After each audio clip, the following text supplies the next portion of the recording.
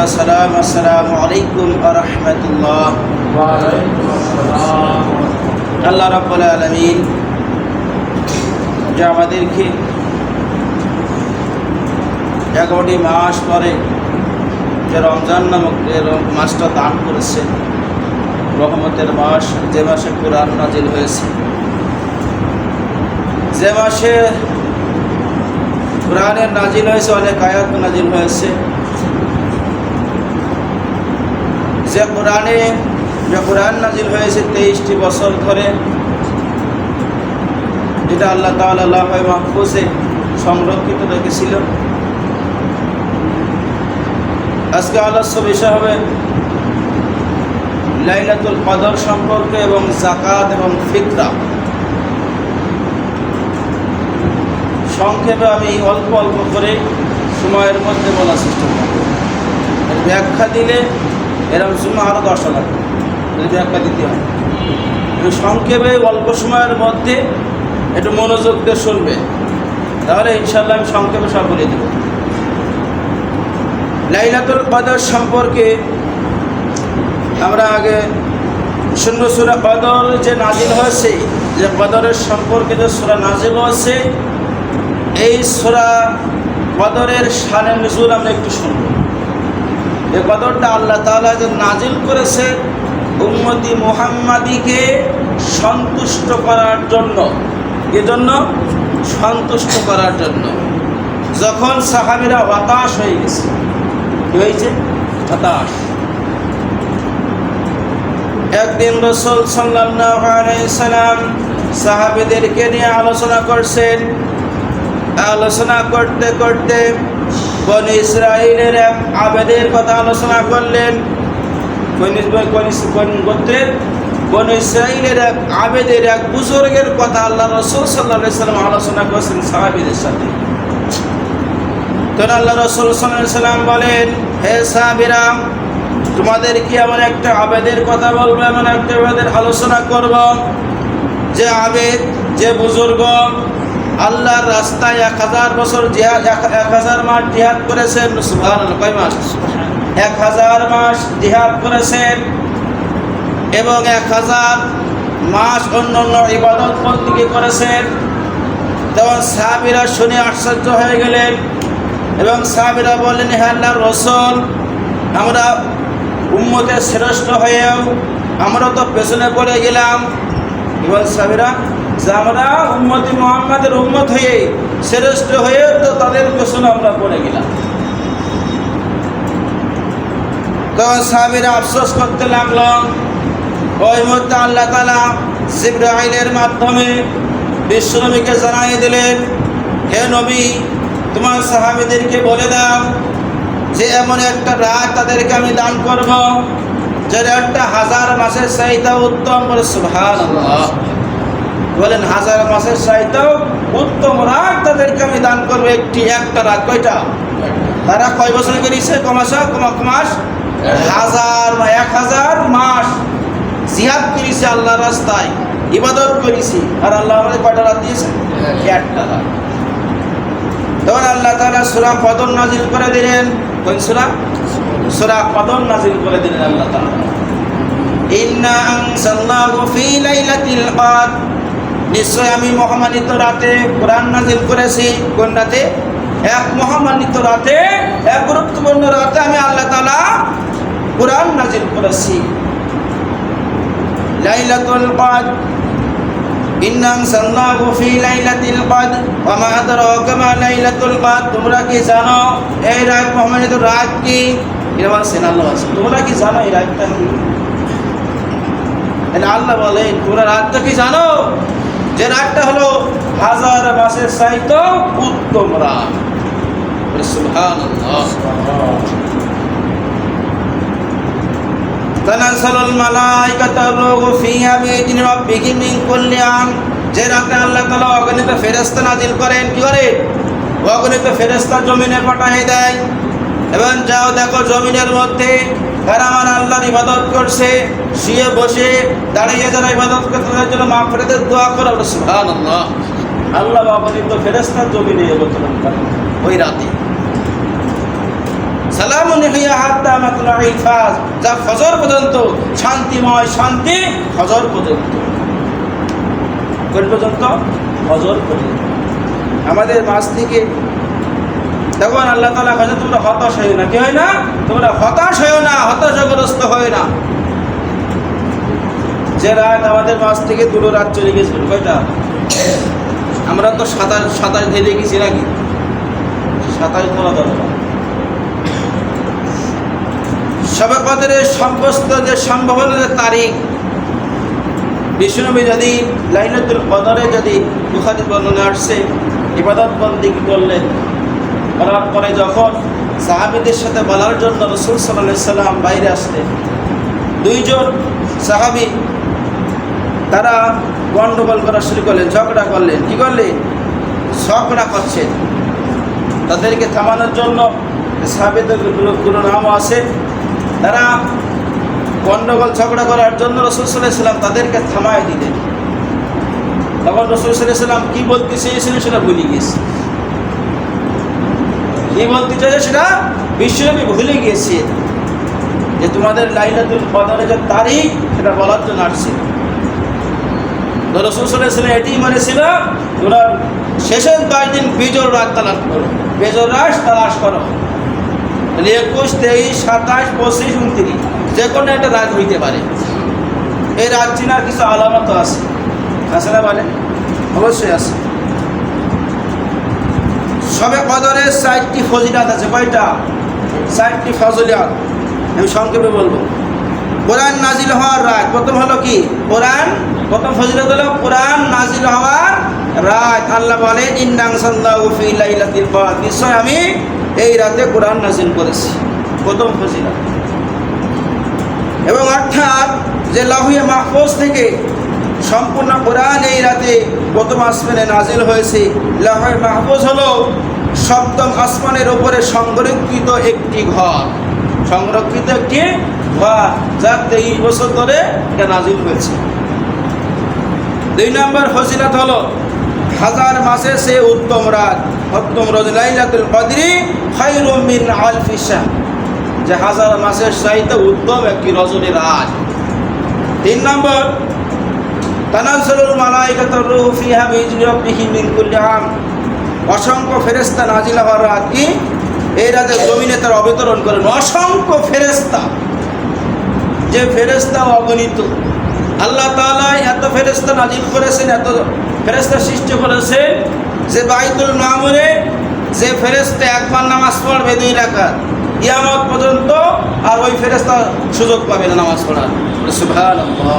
তাহলে কত ফেরেশতা বলেন এবার? ওই মসজিদে নামাজ পড়লে কী হবে? একবার যে সুযোগ পাবে কিয়ামত পর্যন্ত আর কি পাবে না, সে তার জীবনে আর সুযোগ পাবে না। এত ফেরেশতা আল্লাহ তাআলা নাজিল করেছে। চতুর্থ যে ফজিলত হলো সালামুন হিয়া হাত্তা মাতলাইল ফাজ, শান্তিময় এক রাত। কি রাত? শান্তিময় এক রাত। এর একটা হলো শান্তির রাত। কদরের ইবাদতের যে ফজিলত, শবে কদরের রাতের ইবাদতের যে ফজিলত, বুখারীর বর্ণনা 1901 নম্বর হাদিসে আসছে। বুখারীর বর্ণনায় বিশ্বনবী বলে, যারা ঈমানের সাথে আল্লাহর সন্তুষ্টর সহিত, সন্তুষ্টর জন্য আল্লাহর ইবাদত করবে ওই রাতে, আল্লাহ তাআলা বলেন তার জীবনের সমস্ত গুনাহ আমি আল্লাহ তাআলা ক্ষমা করে দেব। সুবহানাল্লাহ।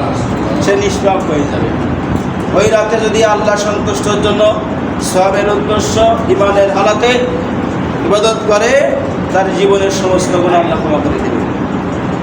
এবং বাইহাকীর 3444 নম্বর হাদিসে আসছে, জিবরাইল আলাইহিস সালাম অসংখ্য ফেরেশতা নিয়ে জমিন অবতরণ করেন। কিরা?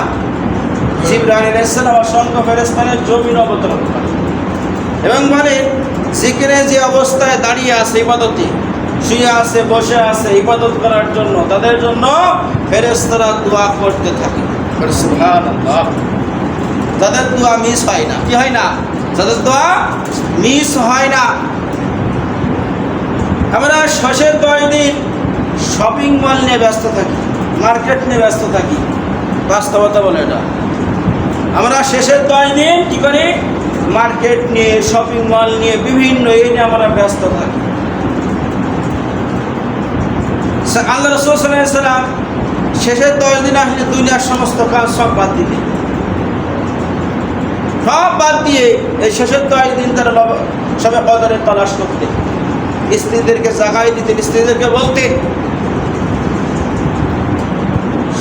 শেষের দশকের কিছু গুরুত্বপূর্ণ আমল আমরা একটু শিখে রাখবো। গিরি শেষের দশকের কিছু গুরুত্বপূর্ণ আমল মসজিদুল হারামের ইমাম সাহেব শাইকুল মাহাইরাল মুআইকলি 3টে আলামতের কথা বলেছেন এখানে, কিন্তু বিভিন্ন হাদিস থেকে দেখা যায় যেই রাতে, প্রতি রাতে লাইলাতুল কদরের প্রতি রাতে তোমরা 1 টাকা হলেও দান করো। কি করো? ওই রাতে 1 টাকা হলেও দান করো। যদি দান করা এ না হয় পরে একটা কোটি রাখেন, ওই রাতে প্রতিদিন 5 টাকা 10 টাকা অথন শেষ হলে ওই টাকাটা একজনকে দিয়ে দেবেন প্রতিদিন, প্রতি রাতে।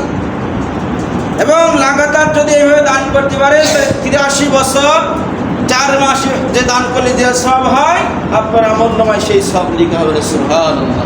তাহলে একদিন দান করলে কয় বছর শেষ হবে? 1000 মাসের সব। কয় মাস? 1000 মাস। যা 83 বছর 4 মাস। ওই রাতে তোমরা 2 রাকাত হলেও নফল নামাজ পড়ো। কয় রাকাত?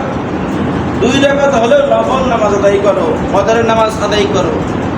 3 নম্বর যে আমল হলো তোমরা দুরূদ শরীফ পড়ো রাসূলের পরে। কে পরে? দুরূদ শরীফ পড়ো আল্লাহ রাসূলের পরে। এবং 4 নম্বর তোমরা সূরা ইখলাস পাঠ করো। কোন সূরা? সূরা ইখলাস পাঠ করো। এবং যে সবে কদরের যে দোয়া আছে আল্লাহুম্মা ইন্নাকা আফুউন তুহিব্বুল আফওয়া ফাআফু আন্নী, এই দোয়াটা তোমরা বেশি বেশি পাঠ করো। ওই গুরুত্বপূর্ণ আমল এই রাতে, এই 10 ফজর রাতে, কদরের রাতে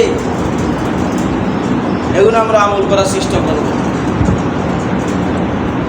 এবার সাদাকাতুল ফিতর, লাইলাতুল কদর যে সিনার উপায়, লাইলাতুল কদর রাতে যে সিনার যে উপায় আছে, এই রাতে যে লাইলাতুল কদর হয়েছে সেটা বলবো কিভাবে? ইবনে খুজাইমার 2190 নম্বর হাদিসে আসছে এই রাতে আবহাওয়া কিছুটা শান্ত ও কোমল থাকবে, গরমও না ঠান্ডাও না। যেহেতু কালকে রাতটা একটু ঠান্ডা ছিল, সেটা বলেন আকাশে বলে মেঘলা ছিল কাল রাতটা, তাহলে প্রথম যে আবহাওয়ার যে আলামত কিছুটা শান্ত কোমল, কোনো গরম না ঠান্ডা না।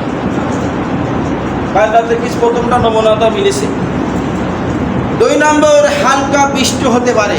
কি হতে পারে? হালকা বৃষ্টি হতে পারে। রাসূল সাল্লাল্লাহু আলাইহি ওয়াসাল্লাম যেদিন কদর পেয়েছিলেন সকালে উঠে দেখে তার কপালে কাদামাটি লেগে আছে, কারণ তখন তার এই ছাদের মসজিদ ছিল না, ছিল বলে তখন ছিল খেজুর গাছ, খেজুরের ছাউনি। কত কষ্টে জীবন যাপন করেছে আমার রাসূল। 3 নম্বর যে আলামত হলো এই রাতে ফেরেশতারা ওঠা নামার কারণে ভোরের যে পরের দিন সূর্য কিরণহীন থাকবে, ওই সূর্যের তাপটা বেশি তীব্র থাকবে না, সকালে সুন্দর দেখাবে আবহাওয়াটা। 4 নম্বর হলো এই রাতে দোয়া কবুল হয়েছে কিনা অনুভব করা যাবে এবং ইবাদতের ভিন্ন ধরনের শান্তি অনুভব করবে। ওই রাতে দোয়া কবুল হয়েছে আপনি অনুভব করবেন, আপনি ইবাদত করতে আপনার মজা লাগবে, শান্তি লাগবে, ভালো লাগবে। তাই সবার জন্য নয়। হাদিসে আসছে আল্লাহ তাআলা মুমিনদেরকে স্বপ্নে যোগে জানাই দেয় যে আজকে রাতটা কদরের রাত, তোমরা ইবাদত করো। কাদের জানাই দেয়? মুমিন যারা তাদেরকে আল্লাহ জানাই দেয়। আমি একটা কথা বলতে চেয়েছিলাম, কথাটা গোপন রাখলাম, বললাম না এখন। আমি হয়তো বললে অনেকে অনেক কিছু ভাববে। এই যে হাদিসটা বললাম, এই হাদিসের কথা বললাম যে আল্লাহ তাআলা মুমিনদেরকে রাত্রিতে জানাই দেয় তোমরা এই রাত ইবাদত করো, এটা কদরের রাত। আমি এটা গোপন রাখলাম, বললাম না আপনাদের সামনে। কোন ঐতিহাসিকে লিখেছে এই রাতে সমুদ্রের লবণাক্ত পানি মিষ্টি হয়ে যাবে। সুবহানাল্লাহ। সমুদ্রের পানিগুলো মিষ্টি হয়ে যায়। ইবনে হজর আল আসকালি রাহিমাহুল্লাহ বলে লিখেছে এই রাত্রে যে কালো তরুলতা, যে গাছগাছালি যে তরুলতা আল্লাহর সামনে সিজদায় লটিয়ে পড়ে, যে তরুলতা আছে গাছগাছালি আল্লাহর সিজদায় লটিয়ে পড়ে তারা। তাহলে এই রাতে যে আলামতগুলো আমরা পেয়েছি, বিশেষ করে আবহাওয়াটা শান্তি থাকবে, গরম থাকবে না ঠান্ডা থাকবে, হালকা বৃষ্টি হতে পারে, মুমিনদেরকে আল্লাহ তাআলা জানাই দেবে। এই জন্য আমরা চেষ্টা করব এই রাতে তালাশ করার জন্য। এবং এবারে সাদাকাতুল ফিতরে আসি। কেতে আসবো? সাদাকাতুল ফিতরের সম্পর্কে আমরা একটু জানবো। বেটা, সাদাকাতুল ফিতরের যে আমল, এটা দিতে হয় কেন, কি জন্য দিতে হবে? এখানে রমজানের ভুল ত্রুটি কাপ করে এবং গরিব মিসকিনদের জন্য ঈদের আনন্দ শরীক হওয়ার অন্যতম একটি মাধ্যম। যারা গরিব মানুষ আছে, অসহায় আছে, আমরা কথা বন্ধ করি, খালি রমজানের ভুল ত্রুটি হলে গরিব দুঃখীদের যে হক আছে তাদেরকে এটা দেওয়ার মাধ্যম, তাদেরকে খুশি করার একটা মাধ্যম। আবু দাউদের 1609 নম্বর হাদিসে আসছে, রাসূল সাল্লাল্লাহু আলাইহি ওয়াসাল্লাম বলেছেন, ওয়াজিব এরা সাদকাতুল ফিতর হলো আছে ওয়াজিব। কি বলেন তো? ওয়াজিব। বিশ্বনবী ঈদগায় ঈদুল ফিতরের নামাজের আগে যাওয়ার আগে দিয়ে দিতেন, কিংবা আগের দিন দিয়ে দিতেন। অশ্লীলতা এবং যাবতীয় খারাপ থেকে, অনাটক কাজকর্ম খারাপ থেকে এবং এই থেকে পবিত্র করার জন্য সাদকাতুল ফিতর দিতে হবে। যেমন ভুল হয়ে যায় না, বলো, ওই ভুলের সংশোধনের জন্য সাদকাতুল ফিতর দিতে হবে। কাদের দিতে হবে? বড় লোকদের না, গরিব অসহায়দেরকে দিতে হবে। আমাদের বাংলাদেশে যেহেতু গম আছে, আমরা সাদকাতুল ফিতরটা এমনভাবে বানাই নিয়েছি, বড় লোকও যা দেবে, মধ্যবর্তীও তাই দেবে, তাই না? বলেন, বানাই নিয়েছি না? এটা বলেন, হাদিস কি তাই বলে? বলেন, সাদকাতুল ফিতর যারা মধ্যবর্তী পরিবার দেওয়ার সামর্থ্য রাখে, তারা দেবে 1 কেজি 650 গ্রাম গম। কি দেবে? গম। যা বাংলাদেশের 65 টাকা যদি কেজি হয়, তাহলে 110 টাকা হয়। কয় টাকা হয়? 110 টাকা হয়। তাহলে সর্বনিম্ন ফিতরা কত বললাম? 110 টাকা। বুঝতে বেশি দিতে পারে।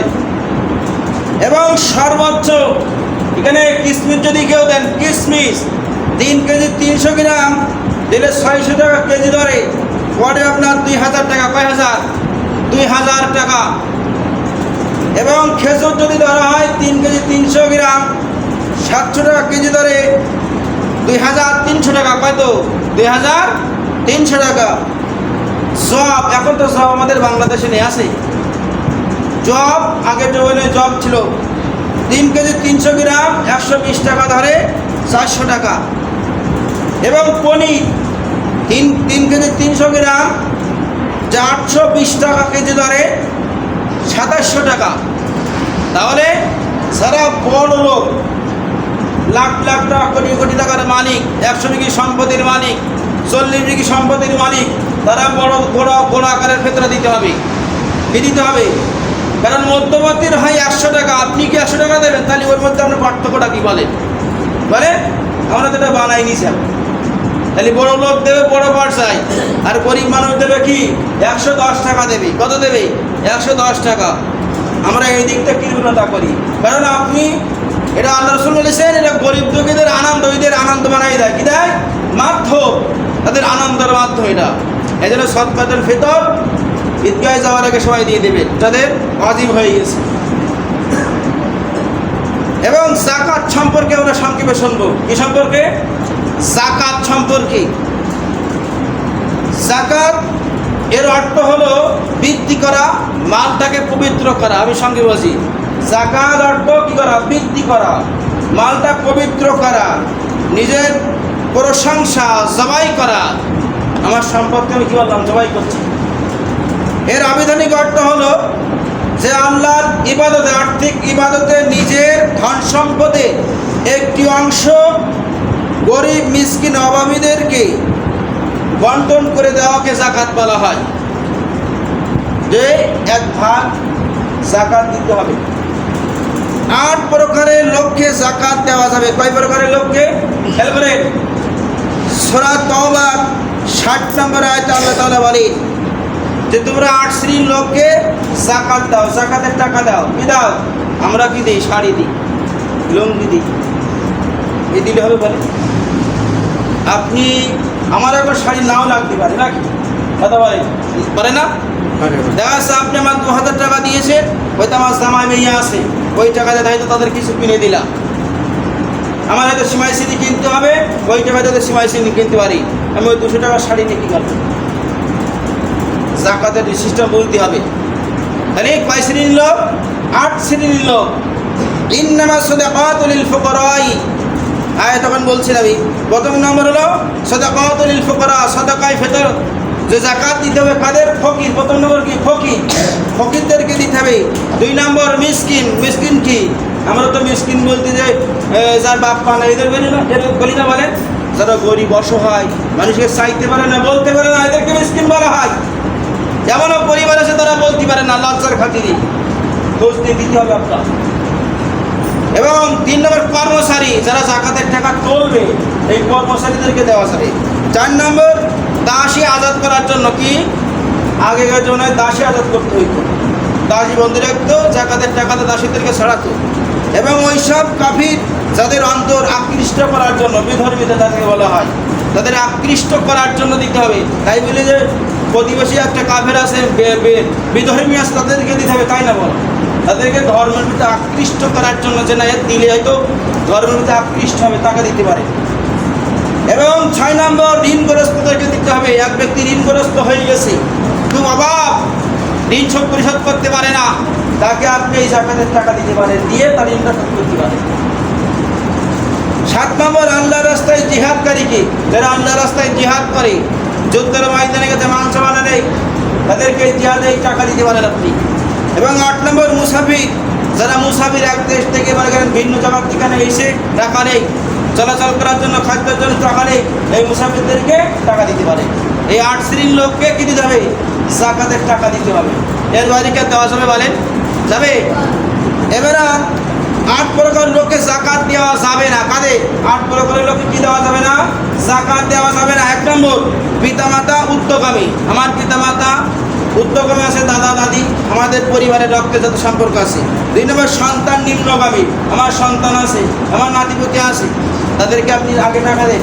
এবং 3 নম্বর স্বামী, স্বামীকে, যে স্ত্রী যদি জাকাত দেয় স্বামীকে দিতে পারবে না, স্ত্রী দিলে স্বামীকে দিতে। 4 নম্বর হলো স্ত্রী, তাকে দেওয়া যাবে না।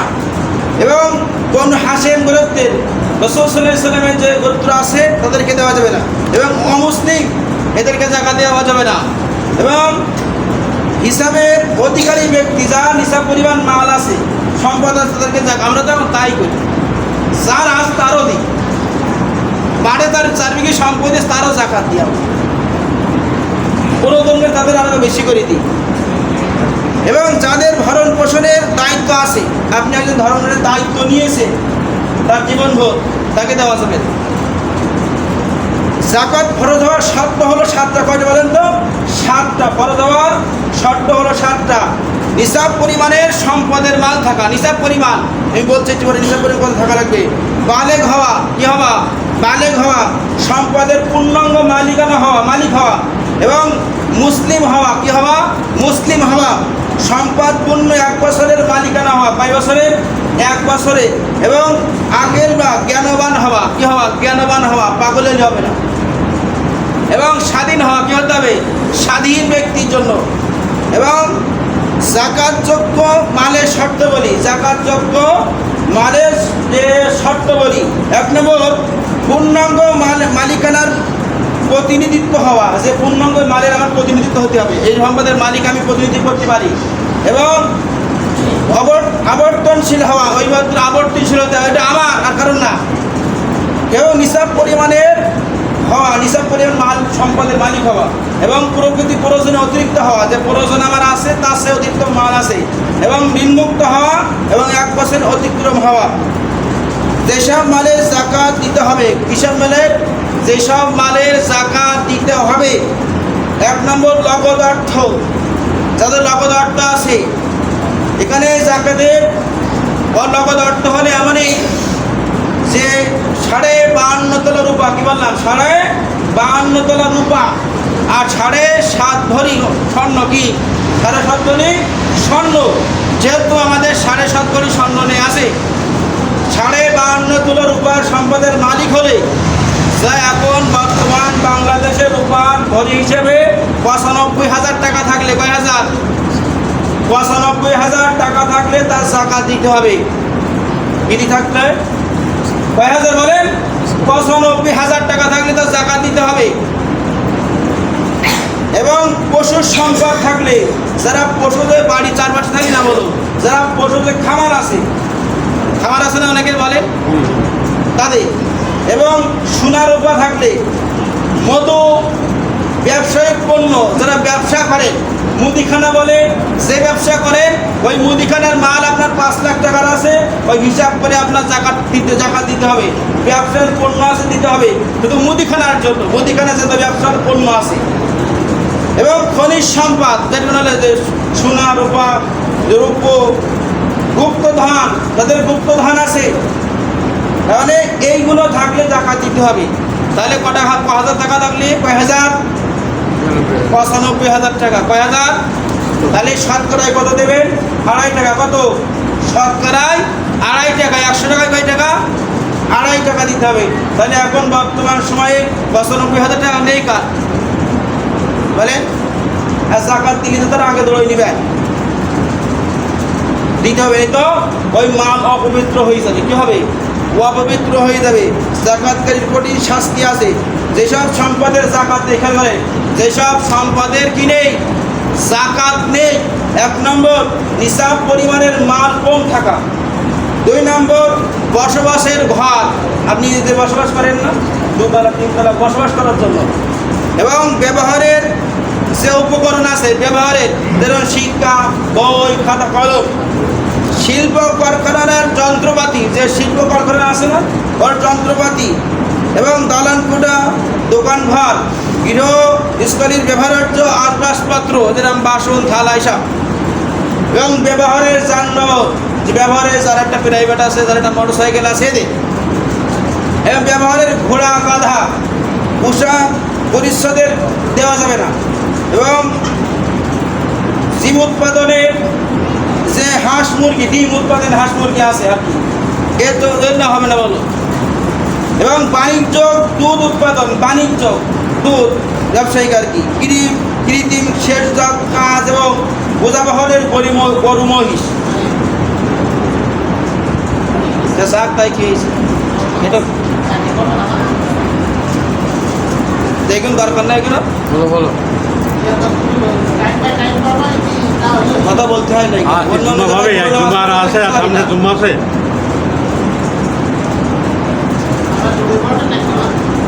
বাবা জাকাত না দেওয়ার শাস্তি আছে। জাকাত প্রদান এবং কোরআন রুকুকারীদের সাথে তোমরা রুকু করো, জাকাত দাও, এবং জাকাত না দিলে জাহান্নামের ভয়াবহ শাস্তি ভোগ করতে হবে। এবং একমাত্র কাফেররাই জাকাত দেয় না। কারা? প্রত্যেকটা কোরআনের আয়াত আছে, একমাত্র কাফেররাই জাকাত দেয় না। যারা কাফের তারা জাকাত দেয়, সেই জন্য আমার পড়েন না কেন কাফের হয়ে গেছে, এবং জাকাত দেয় না, ধরো কাফেররাই দেয় না। এই কোরআনের আয়াতিকারী এখন আর বললাম না।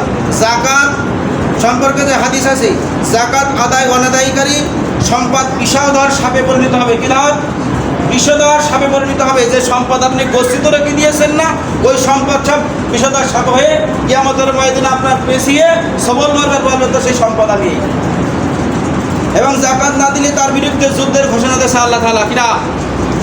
জাকাত না দিলে তার বিরুদ্ধে যুদ্ধের ঘোষণা দিয়েছে আল্লাহ। হালাল উপার্জন থেকে জাকাত আদায় করতে, হালাল উপার্জন হয়ে আল্লাহ তাআলা বলছেন যে একটা খেজুর দাও, কিন্তু পবিত্র জিনিস, হালাল জিনিস দাও, কিন্তু আল্লাহ তাআলা অপবিত্র মাল গ্রহণ করেন না। হাজার হাজার টাকা মাল অবৈধভাবে সম্পদ গ্রহণ করে জাকাত দিলেও জাকাত গ্রহণ করবেন আল্লাহ। আপনি একটা খেজুর দিলে আল্লাহ তাআলা এটা গ্রহণ করবেন। যাক আল্লাহ তাআলা। এবং সবচেয়ে উত্তম সদকা হলো, উত্তম সদকা যে ব্যক্তি অভাবগ্রস্ত